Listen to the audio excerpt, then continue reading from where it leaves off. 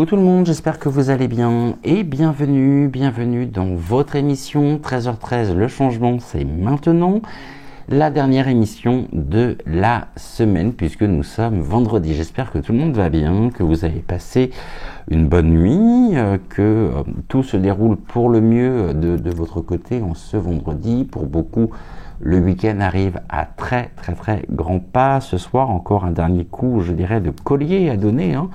On fait preuve de courage, de détermination. Alors je sais pas vous, mais alors le vendredi, on a l'impression que les journées sont interminables. Vendredi après-midi, je me souviens quand j'étais moi-même salarié, le vendredi avait tendance quand même à être une journée compliqué, on a toute la fatigue accumulée de la semaine, et puis ouais, vraiment c'est une journée un peu particulière quand même le vendredi, je trouve, tout du moins pour ma part, hein. Cela peut le faire également le dimanche, qui est une journée, on va dire une journée presque entre parenthèses morte, la veille de la reprise. Bref, je suis pas là non plus pour vous casser les pieds avec ça. En parlant de casser les pieds, je suis très mécontent, très désagréablement surpris de la déferlante de commentaires qu'il peut y avoir depuis ces derniers jours sur la chaîne. Par rapport à ça, j'ai été obligé de remettre un post dans la partie donc communauté. Ouais, je suis effaré, hein. Je suis effaré, on me prête des propos qui sont pas les miens. Je trouve qu'il y a une certaine violence en même temps, une certaine agressivité envers, enfin à l'encontre de certaines personnes, venant de personnes qui sortent de on ne sait où. C'est des pseudos que j'ai jamais lus, et alors là ils y vont, hein. Ils y vont. Ça y est, évidemment c'est inacceptable, je peux pas accepter ce genre de choses, et puis j'ai surtout autre chose à faire dans des journées qui sont déjà bien remplies, que de devoir surveiller, passer mon temps à supprimer des commentaires, alors que l'on m'attaque moi directement, je m'en fous, hein, je vais vous dire très honnêtement, les haters, si vous savez à quel point je me tape de vos propos, mais qu'on ne vienne pas nous donner des leçons, et surtout que vous veniez pas non plus donner des leçons aux abonnés sur la chaîne, parce que ça, c'est pour moi, c'est même pas digne finalement d'un comportement réfléchi, d'un comportement raisonné, structuré. Ça fait rien avancer, et on est dans une forme de polémique en même temps qui n'a pas lieu d'être. Donc voilà, je tenais vraiment à remettre les points sur les i, les barres sur les t. Je veux pas aller plus loin, je vous invite à prendre connaissance du post que vous retrouvez dans le commentaire épinglé, donc dans le commentaire de Géraldine, et puis ce post également est en accès sur la partie communauté de la chaîne. C'est vrai que waouh, hein, je sais pas ce qui se passe, je sais pas si c'est la pleine lune qui arrive le 18 qui travaille à ce point, mais là on atteint des sommets quand même, hein. Après je pense que c'est aussi l'envers, je dirais, de la médaille, hein, dans le sens où on est à plus de 13 000, je crois 450 abonnés, donc forcément on sait très bien que certaines personnes qui sont bien dans l'ombre, hein, sont attirées par la lumière, donc elles arrivent comme des moustiques, paf, elles posent leur truc et elles se tirent. Eh bien écoutez, soyez responsable de ce que vous écrivez surtout, hein. Je vous rappelle que la chaîne est une chaîne qui se veut conviviale, où le respect des uns et des autres est primordial. Les mots, les noms propres sont cibles. Alors là, on y va, ils sont écrits textuellement, sans faute d'orthographe, sans rien. Faut-il que je vous rappelle également ou que je rappelle à ces personnes-là, pas à vous, hein, rassurez-vous, que certains mots, certains noms peuvent être soumis à la sonde qui est très très très active sur les réseaux et peut faire sauter la chaîne. Alors je sais pas si c'est quelque chose où vous êtes retrouvés en trouvant en disant allez on y va, on va sur la chaîne de l'âme sensible et puis on balance tout notre venin. En tout cas, moi je vais vous envoyer beaucoup d'amour et puis je vais vous inviter aussi à aller sur les chaînes de mes confrères, de mes consoeurs. Hein. Allez oust, on va faire le ménage. Ouais, parce que je peux vous dire que des comptes, hein, ouais, bah là je bannis directement hein, sur la chaîne. Voilà. Une fois, deux fois, trois, allez à la troisième fois, je bannis les personnes, ça va bien. J'ai autre chose à faire et puis passez votre chemin, ça fera du bien à tout le monde et respectez-vous surtout les uns les autres. Pas de proxélytisme. Je suis vraiment effaré de voir ça. Et allez, je vais pas revenir dessus. Voilà, donc vous savez, maintenant, vous êtes nombreux quand même à savoir, à respecter tout ceci, et tant mieux, les consignes au niveau des commentaires. Maintenant, les personnes qui ne respectent rien, qui ne se respectent pas non plus elles-mêmes, elles peuvent pas respecter les autres dans le sens où elles ne se respectent pas.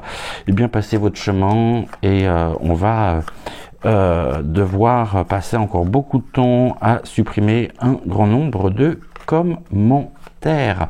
Bon, autrement, j'essaye de faire aller, c'est pas la grande forme. Évidemment, plus ça m'énerve, ce genre de choses. Ouais, ça m'arrive. Hein. Je suis taureau, hein, donc je suis râleur forcément. Têtu, obstiné, mais ah, vous m'aurez pas ce jeu-là. Hein. Si réellement c'est un petit jeu pour vous, croyez-moi, ça va pas le faire. Hein. Maintenant, de toute façon, comme je vous le disais, hop, je bannis. Hein. Je supprime les commentaires et je bannis les personnes de la chaîne, ça va bien. Je suis pas là pour ça. Maintenant, vous allez aller passer vos nerfs ailleurs. Ça sera très bien. Bon, mes amours, bien sûr, mes amis, ceux qui me suivent depuis un petit moment connaissent justement le ton de la chaîne, me connaissent également, savent que je suis pas là pour faire du buzz, que je suis pas là pour vous dire je suis le plus beau, je suis le plus grand, j'ai les meilleures prédictions qui soient, avec un ego démesuré. Absolument pas, je me mets au même niveau que vous, parce que des personnes qui arrivent sur la chaîne, les nouveaux abonnés notamment qui arrivent sur la chaîne et qui voient ce genre de commentaires, moi je vois ça, j'ai pas envie de rester. Hein. Donc en fait c'est contre-productif en même temps. Allez, on y va. En début d'émission, bien sûr, j'espère que vous avez l'oracle des temps mécaniques à portée de main parce qu'on va s'en servir. Et on va... Oh, bah toi, tu veux venir. Bon, et bah, ce qu'on va faire, je déjà prends... Toi aussi, tu veux venir. C'est formidable. Ça vient tout seul aujourd'hui. Il nous en manque 2. Eh bah, il suffisait... Oh, 3. Touc et touc. Allez, pour nous tous, déjà pour commencer, puisque j'ai une carte qui est tombée, allez, on va dire que ça va être pour... un message qui va être destiné, celui-ci, à notre chère Géraldine, la modératrice de la chaîne. Vous lui donnez du travail en ce moment, vous ne pouvez pas savoir à quel point. Oui, enfin, quand je dis vous, je ne veux pas généraliser non plus, hein, comprenez-le bien. Vous savez à quel point je suis très très très attaché à vous et à notre belle communauté d'étoiles. Donc un message pour Géraldine, un message du cosmos, de notre Terre. À chaque pas, la Terre-Mère porte ta vie, connecte-toi à sa fertilité, à sa générosité. Alors tes rêves et toutes tes actions deviennent des graines qui fructifient. Voilà pour toi, Géraldine. On va faire comme ça. Hier, on a fait de gauche à droite. Et bon, on va prendre celui-ci aujourd'hui. Alors, pour les signes de terre en ce vendredi, merci à vous. Une carte de don. La gratitude, le merci. Et voici le message. La gratitude est la voie suprême qu'emprunte l'abondance pour venir à ta rencontre. Exprime-la au quotidien et tu seras connecté au réservoir infini de l'univers. Donc pour les signes de terre. Pour les signes d'eau, un message d'amour, la comparaison, l'envie et la jalousie nourrissent ton ego pour te garder dans le tourment. Ah bah ça, c'est un message qui s'applique à un grand nombre de personnes en ce moment sur la chaîne. Hein. Elles en sont là. L'envie, la jalousie nourrissent ton ego pour te garder dans le tourment. Coucou à tous les détracteurs et les donneurs de leçons. Alors je dis pas qu'ils sont forcément tous et que vous êtes tous forcément, si vous êtes signe d'eau comme cela, loin de là, bien évidemment. Connecte-toi à ton cœur et ton joyau intérieur libère d'incroyables aptitudes. Voilà pour les signes d'eau. Pour les signes de feu, maintenant, une carte de permission. L'action, petite ou très grande, tes actions positives sont des percées dans la réalité physique. Elles montrent à l'univers ton engagement pour recevoir le meilleur. Très très beau message également celui-ci. Et enfin, on termine avec les signes d'air. Catégorie permission, l'accueil. Tout a vraiment du sens. Comprendre et accepter ce qui est t'offre l'opportunité du changement vers la meilleure version de toi-même. Permets-lui d'exister. Que des beaux messages aujourd'hui, hein, avec le petit oracle de l'intuition. Vraiment de très très beaux messages. Et vous me direz en commentaire si cela vous a parlé ou non. Mais pour l'heure, il est temps de prendre l'oracle des temps mécaniques. De gros bisous, tout particulièrement à Brigitte et à Lolo pour l'envoi régulier de leur tirage réalisé en même temps que moi, donc au cours de l'émission. Et puis c'est toujours un réel plaisir que de pouvoir partager avec vous, que de pouvoir également partager vos tirages. Alors des fois on n'a pas forcément les mêmes cartes, hein. Ça a été le cas hier avec Brigitte. Les cartes n'étaient pas les mêmes du tout, hein. Bon, après, mais en même temps on avait quand même certains points extrêmement, je trouve, complémentaires sur la question concernant donc un certain Pavel D. Et puis des pistes de réflexion aussi complémentaires, différentes, mais en même temps tout en étant extrêmement cohérentes, pertinentes. Et c'est vrai que sur un tirage, on n'obtiendra pas forcément toujours les mêmes cartes, ce qui est tout à fait normal.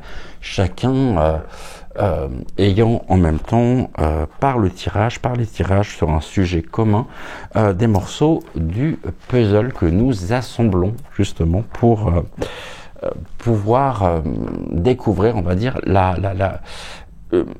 une certaine dimension, une réponse dans sa globalité, dans son ensemble. Lolo, on a des cartes en commun également. J'ai trouvé ton message et j'ai trouvé ton tirage surtout extrêmement intéressant, tout autant. Voilà. On y va. Aujourd'hui, on va se demander. Alors, je voudrais pas influencer parce que j'aurais très bien pu demander aux cartes si une certaine Liliane de Roth.Shield, on est frappé quand même par cette photo, par les particularités, les similitudes, la ressemblance physique entre le moicron et cette femme dont on entend de plus en plus parler. C'est un nom, je dirais, qui revient très très très régulièrement dans les discussions. Peut-être aussi entre vous, hein, c'est même fort probable. Et finalement, cette femme, alors il se dit, je dis bien, il se dit que du fait de la ressemblance physique, cette fameuse Liliane, donc de R. ne serait autre que la mère biologique du fameux moicron. Alors je vais pas poser la question à l'oracle des temps mécaniques de savoir si Liliane R est bien ou non sa mère, si tout ceci est fondé, mais on va tout simplement demander à l'oracle des temps mécaniques si le moi.cron a des liens avec la famille Rothschild. Alors, ça voudrait dire quoi? Ça voudrait dire effectivement, ça peut être des liens professionnels, mais on sait très bien que c'est le cas, puisqu'il était banquier, hein, ne l'oublions pas, avant d'être propulsé ministre, puis sinistre. Hein, ouais, pourquoi sinistre? Si, sinistre, et après la place qu'on lui connaît, qui est la sienne, à mon avis, plus pour très longtemps non plus. Ça fait un petit moment que je le dis aussi, mais ça va être de plus en plus difficile et de plus en plus compliqué pour lui. Bon, ça s'appelle le karma, et la justice divine est la même pour tout le monde. Hein. Ça, que l'on soit grand, petit, assez haut placé au niveau de la société, ou qu'on soit petit kidam, il n'y a pas de petit kidam, mais vous voyez ce que je veux dire, la justice divine ne fait pas de distinction. Et ça, c'est quelque chose qu'il apprendra très très très prochainement. Donc est-ce qu'il y a réellement un lien entre cette famille et notre cher Roitelet, qui a eu la très très bonne idée de nommer qui, vous savez, pour remplacer Gabi. Bon, il fera juste un passage éclair, celui-là. Hein. Après, ça va dépendre essentiellement quand même de la conjoncture et des événements à venir. Mais je ne vous ai pas d'illusion non plus, hein, comparé à ce que certains ont pu me dire hier. Oh, vous étiez bien naïf quand même, je ne sais pas ce que vous aviez pensé. Bon, je vais arrêter avec ça parce que franchement, ça m'énerve aujourd'hui. Ouais, on est vendredi, j'ai envie de râler, c'est comme ça.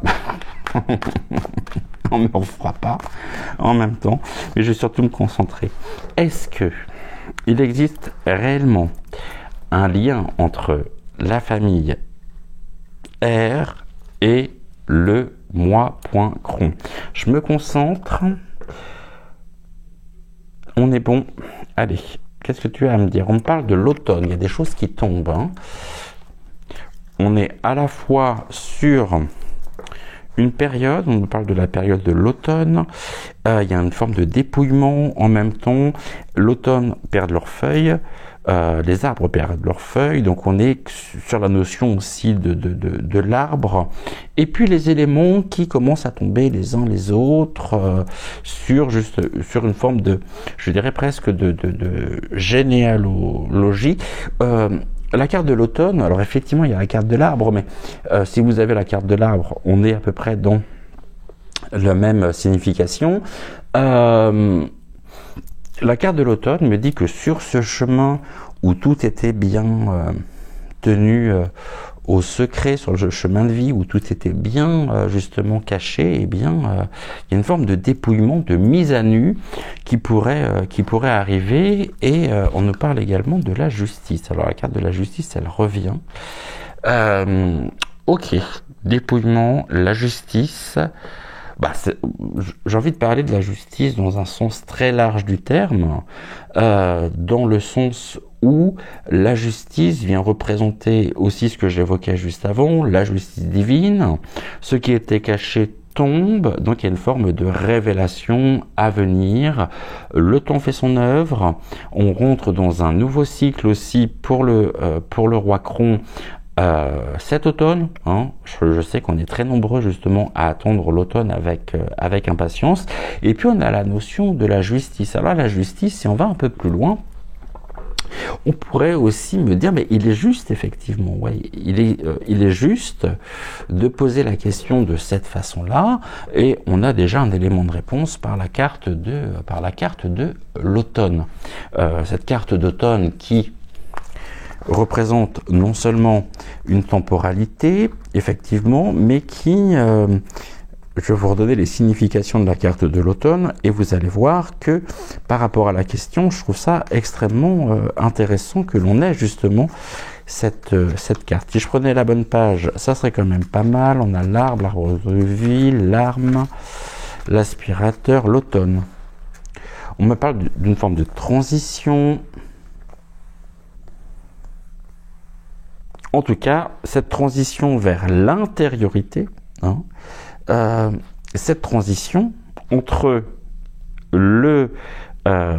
son rôle, je dirais, ses fonctions au niveau du système bancaire et sa propulsion au niveau de la polypointique a été générée, effectivement, ça ne fait plus l'ombre d'un doute, par cette famille.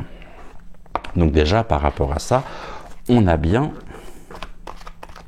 cette information et cette confirmation, devrais-je dire, qui nous dit que oui, les Roth, la famille, on va dire, la famille R, lui a permis une transition, l'a propulsé comme s'il avait été finalement presque instrumentalisé, mais de manière consentie, voulue par la famille sur le devant de la scène polypointique jusqu'à la place qu'on lui connaît aujourd'hui. Allez, on y va. Je vais faire un tirage en 7 cartes. Alors, quels sont les liens? Existe-t-il un lien entre le moi.cron et la famille R? Qu'est-ce que tu peux nous dire, s'il te plaît? Je ramasse les cartes ici, donc je les mets là, et on va regarder ça tout de suite. Voyons voir ce que tu as à nous dire. Est-ce que vous voyez bien toutes les cartes? Normalement, oui. Allez, on parle de la voyance, d'accord, la voyance, la boule. On nous dit en même temps qu'il est très observé. Hein.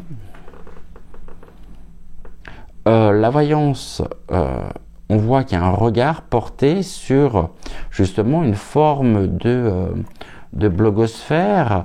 On a en même temps au niveau symbolique quelque chose de rond qui pourrait représenter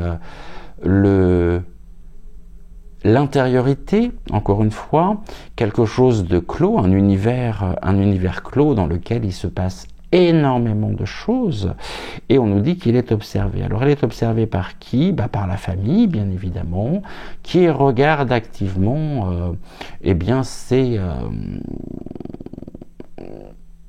son évolution, mais la famille finalement ne se retrouve plus à l'intérieur de ce système, mais à l'extérieur. C'est comme si finalement, à un moment donné, au niveau de son parcours, il s'était détaché finalement de cette sphère pour se réaliser lui-même.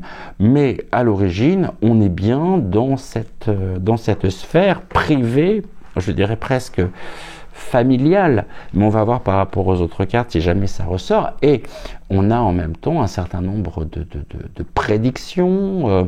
La voyance, c'est aussi tout ce qui est de l'ordre du ressenti personnel. On ressent bien ceci, on ressent bien cette appartenance, justement, son appartenance au sein même de cette sphère de cristal, mais qui devient de plus en plus transparente finalement. Très certainement qu'il y a encore quelques années en arrière, lorsqu'il est arrivé pour la première fois, sortant de nulle part, hein, tel Zoro, ou Zéro. Hein. Oui, alors ça c'est intéressant ce que me disent les guides. On a aussi la symbolique du rond. Le rond, c'est le ventre qui a engendré quelque chose. Et on voit que s'il y avait énormément d'opacité, la situation devient de plus en plus claire.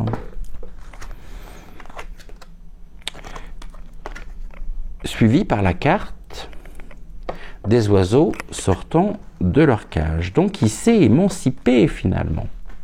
Par rapport au postulat de départ, par rapport à cette appartenance, il est issu d'une cage, on va dire, dorée, richissime, et il a eu besoin finalement de prendre aussi son envol pour se réaliser.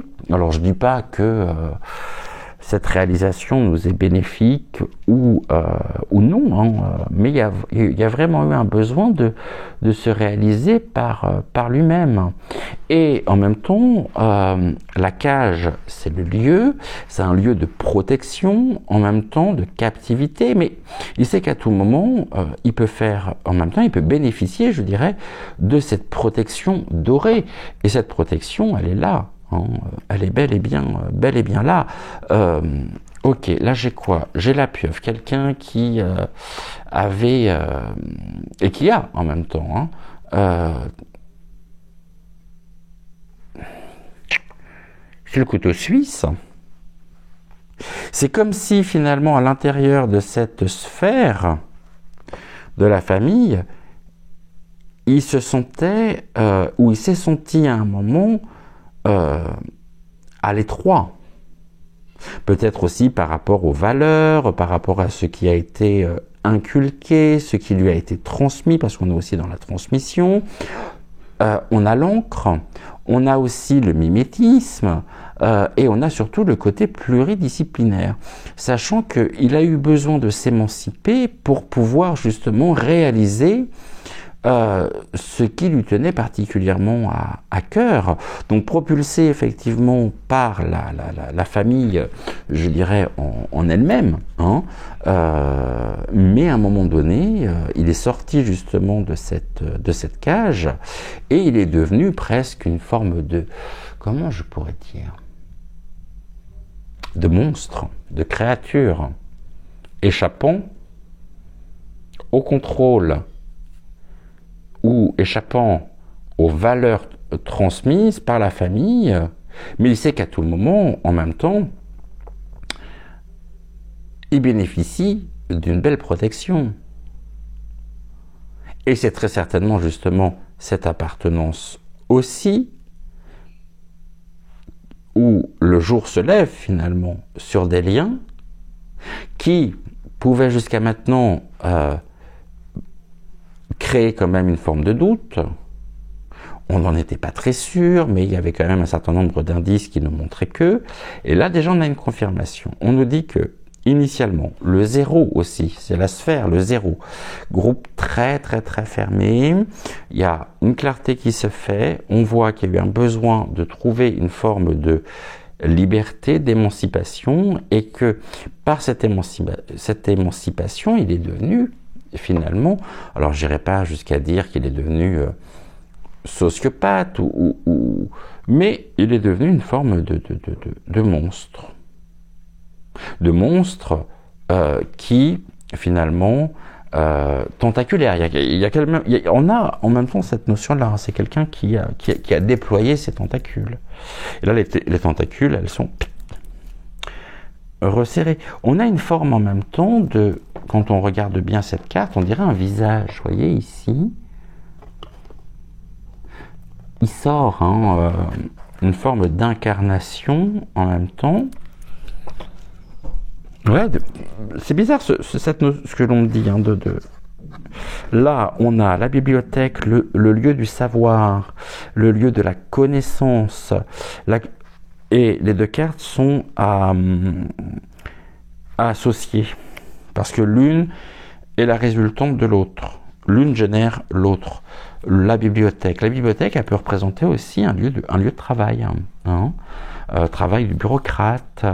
Mais ça, j'ai l'impression que véritablement, ils se sentaient très, très, très à l'étroit là-dedans. Alors, mais en même temps, on voit qu'il y a eu un besoin finalement de sortir de ce milieu, très certainement poussé aussi par la domination de cette famille sur la France, parce que en même temps, la famille en elle-même est une pieuvre.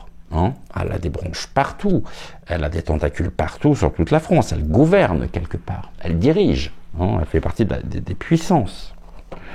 On a le chat noir, bon vous voyez le chat noir c'est aussi, alors j'ai rien contre les chats noirs, je vous le dis tout de suite, hein, parce que ça c'est le genre de réflexion qu'on m'a déjà fait. Le chat noir c'est aussi la trahison,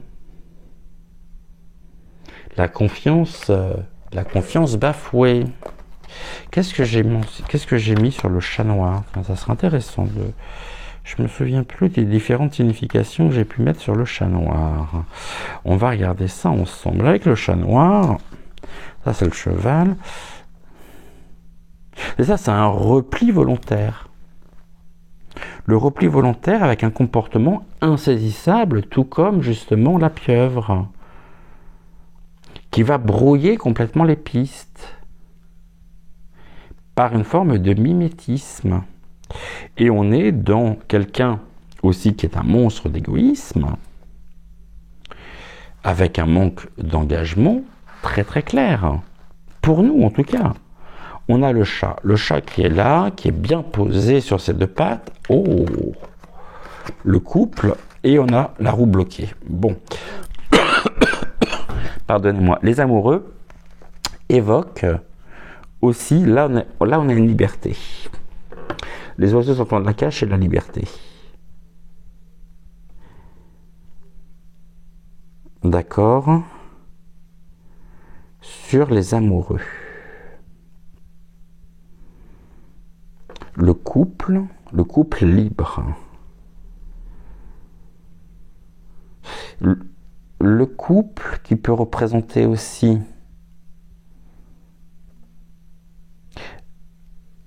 non pas alors comment je vais pouvoir formuler je vois l'idée, je vois ce que l'on veut me transmettre, mais j'ai du mal à le verbaliser. Il y a eu, je dirais, effectivement, une relation en dehors, une relation libre, brisant peut-être les codes de la bienséance, dans le sens où il y a pu avoir une histoire d'amour dont il serait le fruit, mais ça serait une histoire d'amour libre, c'est-à-dire en dehors du couple. Parce qu'on a les parents, je dirais, biologiques d'un côté, la famille qu'il a élevée de l'autre, mais l'un des deux parents est pour moi, de toute façon, la mère, et je ne dis pas que c'est Liliane, attention, était une femme libre, qui a pu rencontrer un personnage, un homme,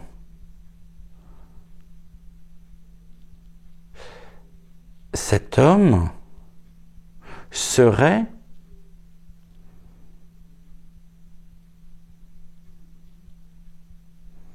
hypothétiquement parlant, pour moi cette femme elle appartient à la famille R, et l'homme ne serait autre que le père biologique.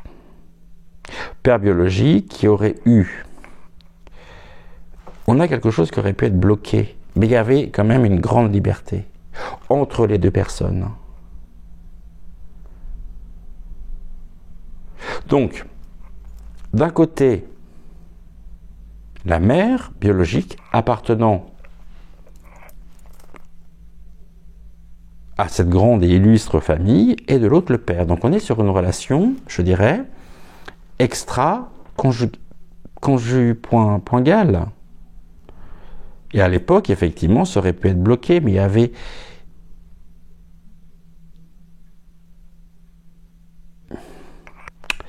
il y a pu avoir des obstacles,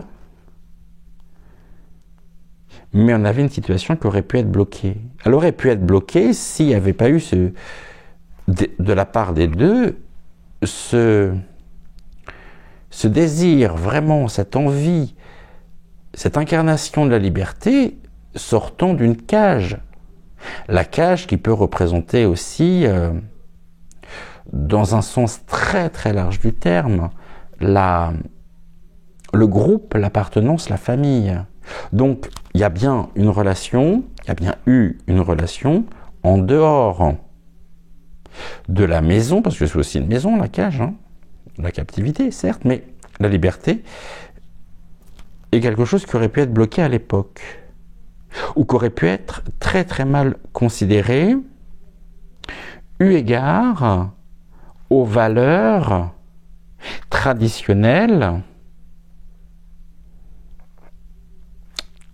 juive, mais des valeurs traditionnelles qui sont aussi qu'on va retrouver dans toutes les religions monothéistes.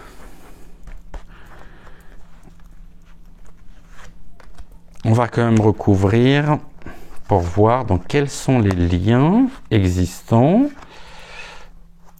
On parle des parents ici.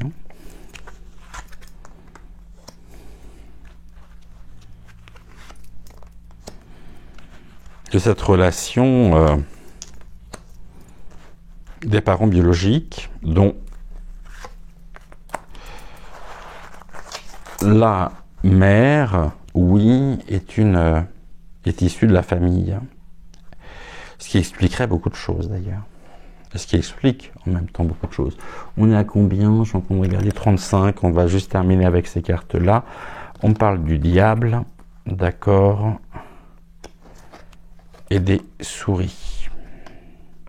Les diables et les souris. Ok. Emprise démoniaque, sataphonique, qui progressivement, sur lequel une grande transparence aujourd'hui se fait par rapport aux intentions, dans lesquelles on va retrouver les souris, c'est la discrétion et la prudence. Donc là, on est en train de me dire que par rapport au couple, il y a une grande discrétion. Cette discrétion, finalement, ce qui était tenu dans l'obscurité, se fait de plus en plus et de plus en plus mis à jour. Résultat, ce que l'on voit, ce que l'on découvre, c'est quand même une emprise très importante. On essaye en même temps de brouiller les pistes pour que cette clarté ne se fasse pas. Et on a en même temps, moi j'ai l'impression qu'à un moment donné, il y a un truc qui a merdé. Dans le sens où, par rapport à ce qui a été inculqué, par rapport à ce qui a été transmis, l'héritage, je ne parle pas d'un héritage matériel, vous l'aurez compris,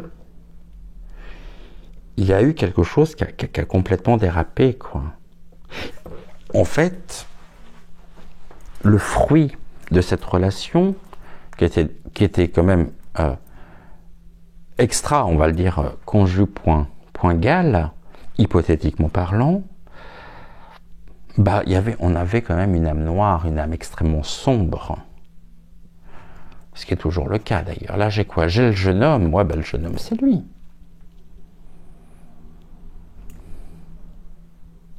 Un jeune homme épris de liberté qui souhaitait sortir effectivement d'une forme de carcan. Dû peut-être aussi à une certaine éducation. C'est quelqu'un qui souhaitait surtout se réaliser par lui-même, mais qui a été propulsé bien sûr par la famille. Là, on nous parle du ménage énergétique. En fait, j'ai vraiment l'impression que il y a un grand ménage qui se fait, qui contribue aussi à la clarté de la situation, la clarté finalement de sa propre lignée. Parce que on a ici soit le jeune homme, c'est le père,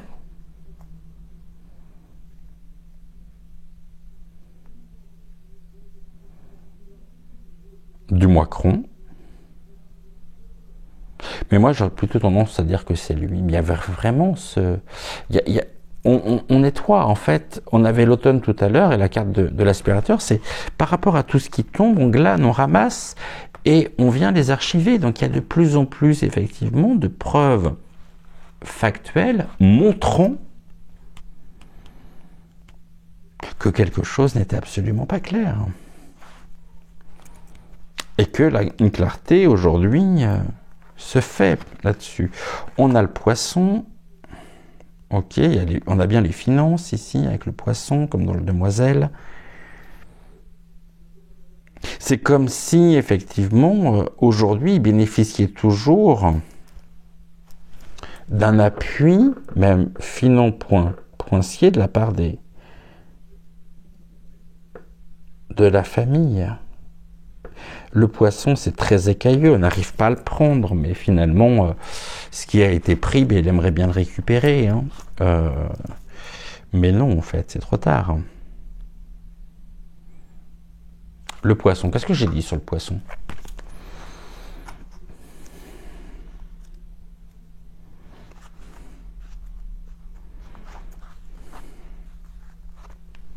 Les secrets révélés avec le poisson.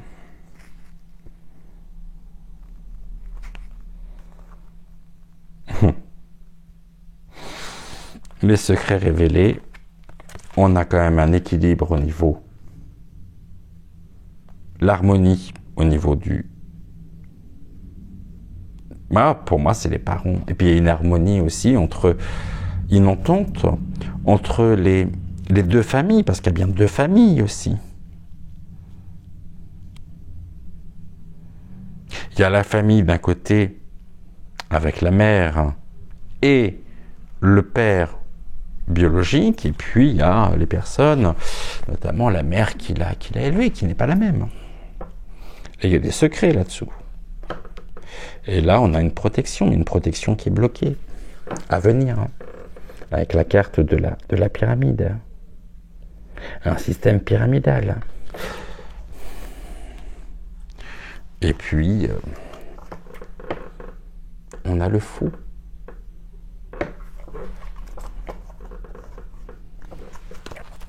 Le fou, c'est l'enfant. Aussi, qui a bien entre ses mains le poids de deux horloges, donc tiraillées peut-être aussi, hein, entre deux familles. La famille qu'il a éduquée, qu'il a élevée,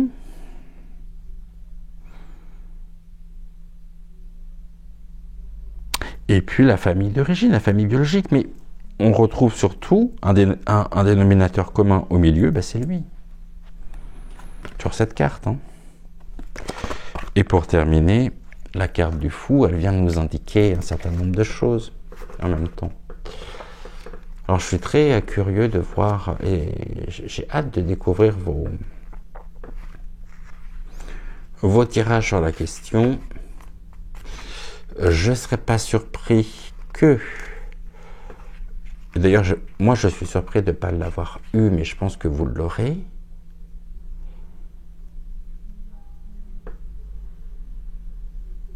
C'est ça, c'est le rejet des conseils et des avertissements. Il y a aussi une fuite dans la réalité. Là, mais en même temps, les secrets... hypothétiquement parlant, et il doit effectivement sa protection, son évolution à la famille d'origine, à la famille biologique, à sa mère notamment. Ça ne veut pas dire que, même s'il y a... vous voyez, on avait les souris qui se ressemblent, donc il y a des traits de physionomie, bien sûr, qui sont extrêmement proches, mais comme il peut y avoir dans toute famille. Entre cousins, il y a très souvent ceci. On va dire c'est le portrait craché regarde, il ressemble tellement à sa cousine. Alors je sais pas, je dis pas qu'attention, je dis pas que Liliane est sa cousine. Hein. Ne me faites pas dire ce que j'ai pas dit non plus. Mais j'ai pas l'impression. On va poser la question quand même. Alors oui, ce que je voulais dire, c'est que je pensais, j'aurais pas été surpris d'avoir la carte de l'étoile qui ressorte, ou de l'étoile de mer, et puis la carte de l'arbre. Coucou Gabriel, est-ce que tu veux bien répondre à une question ?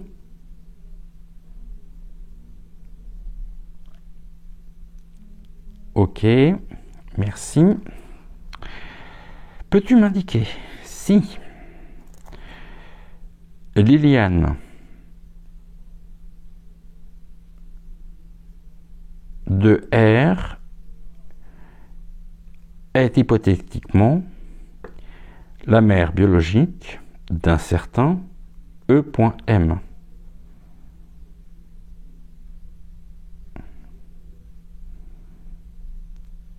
Donc ici on me dit non.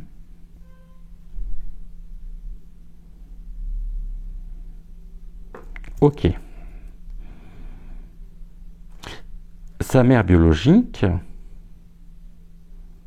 est-elle issue de cette famille de R?